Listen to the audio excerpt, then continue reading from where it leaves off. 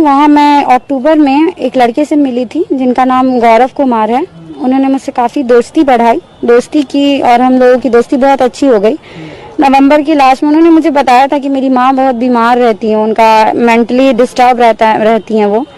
तो नवंबर में उन्होंने कहा कि मेरी मदर से मिलने चलोगी तुम? तो मैंने कहा ओके ठीक है, चलिए मदर से मिलने चलिएगा। तो क्योंकि मैं उन्हीं के साथ मतलब ज़्यादातर बैंक से ऑफिस जाती थी, कार्ड में जॉब करते हैं तो, और फिर ऑफिस से घर भी वही मुझे छोड़ देते थे, क्योंकि मेरी मदर एक्सपायर है और मुझे थोड़ा उनकी तरफ से मॉरली सपोर्ट मिलता था, तो मुझे अच्छा लगता था।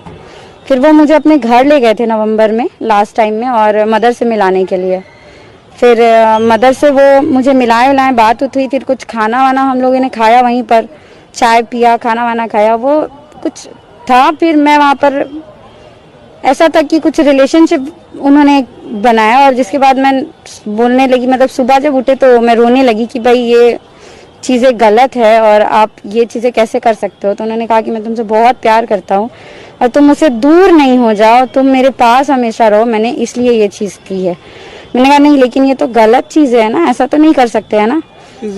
हाँ, फिजिकली रिलेशनशिप उन्होंने बनाया। तो उस टाइम उनके घर में सिर्फ उनकी माँ थी, तो उनके मतलब फादर भी हैं, उनके फादर की भी 2 शादियां हुई हैं, और वो एक ही घर में अपनी 2 पत्नियों को लेके अब रह रहे हैं, उस टाइम नहीं थे। और मुझे कहा गया कि मेरे फादर जो हैं वो गांव गए हुए हैं, तो इसलिए मतलब हम वहाँ स्टे वहाँ पे उन्होंने किया, और जो भी था उन्होंने दवा ववा मुझे दे दी थी नशे की।